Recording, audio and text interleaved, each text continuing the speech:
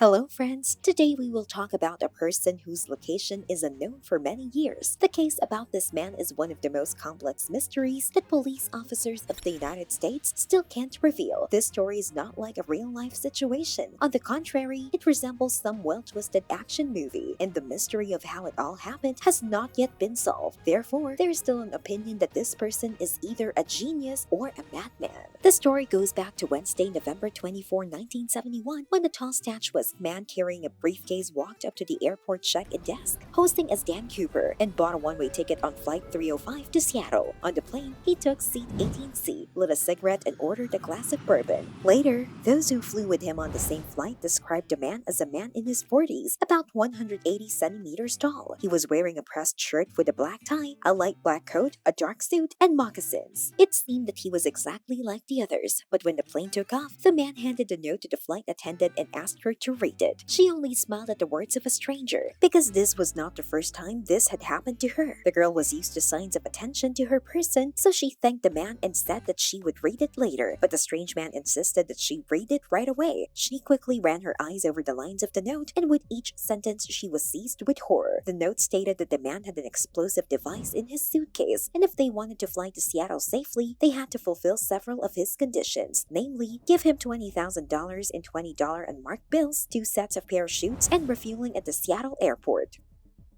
The girl did not believe him, thought it was a stupid joke, but to prove the truth of his words, the man pointed to the briefcase lying on the next seat.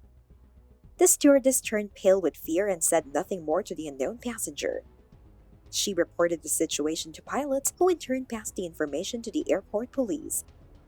After an emergency meeting, it was decided to fulfill all the requirements of the man. After Florence Jaffner, the flight attendant's name, returned to the strange man, he was already wearing sunglasses. Meanwhile, Dan Cooper was at ease, behaving like normal passengers, joking with other people, ordering drinks, and even leaving a generous tip.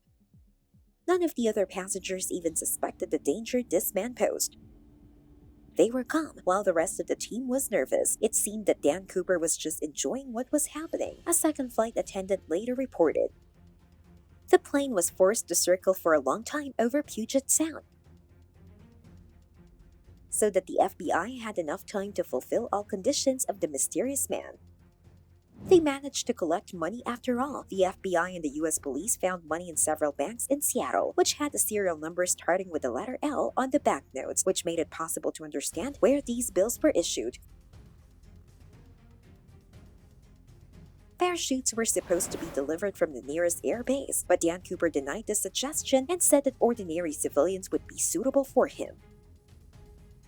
After the US police obtained them from a local parachute school, Dan Cooper released all passengers when it seemed that everything was about to end. Cooper made new demands to change course to the southeast and fly at the lowest possible speed and altitude. The cabin should not be sealed, and the landing gear should be lowered.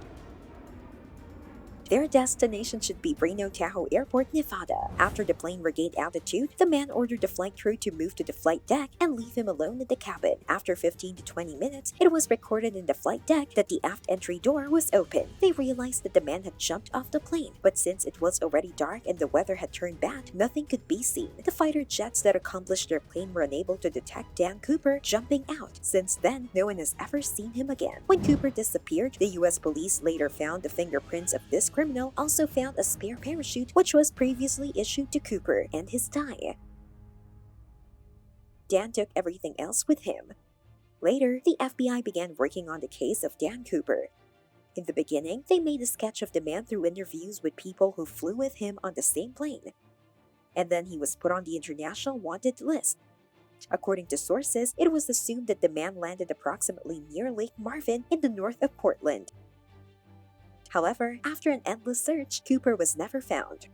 Other things that the man took with him were also not found. To find the criminal, the police decided to search for his relatives and friends, but the search was in vain. Later, the FBI assumed that Dan Cooper was well-versed in military affairs. He knew the structure of the plane well, landed easily on the ground, but no trace of him was found. So to get closer to solving the mystery and find the fugitive criminal, the police began to search for Dan among the former military. Former pilot Robert Rackstraw was under suspicion, and he had a motive, because not long before this incident, he was dismissed from the army. Despite all the similarities to Dan Cooper, the police could not prove his involvement in this crime. A few weeks after this incident, a letter arrived to the Los Angeles Times editorial office, which contained the following content. I'm not Robin Hood. I had just over a year to live, and the hijacking was the surest and fastest way to ensure a comfortable life. I didn't take such a huge risk out of heroic or romantic beliefs. It's not true. I would never do such a stupid thing. Don't think of me as a psychopath. I've never done anything like this in my life. I've never even had a parking ticket. For a long time, everyone doubted that this letter was written by the man himself. Later, the newspaper received several letters again, presumably from Cooper, but the newspaper staff were not sure who exactly the letters came from because they had a slightly different writing style and content. In addition, there is a version that Dan Cooper died when landing with a parachute. In 1980, a father and a son found a bundle of faded $20 bills on the banks of the Portland River. They found about $6,000. They gave the money to the bank, and experts confirmed that this part was exactly the one that was given to Dan Cooper many years ago when he escaped. Since then, people have divided into two camps. Some believe that this was just a distraction, while others suggested that Cooper really died. It is not known whether Dan Cooper is currently alive or not, but it is certain that his escape is really one of the mysterious crimes in many years. To get at least some clues to this crime, the search for Dan Cooper involved not only the FBI but also the public and the media. But no one was able to find anything. Therefore, 45 years after this case, in 2016, it was decided to close this case, leaving it unsolved. What do you think about this? Do you think Dan Cooper managed to survive the fall from the plane or not? Write your opinion in the comments. And that's all for today. Don't forget to like this video, subscribe to the channel, and click on the bell. Thank you for your views. Bye everyone!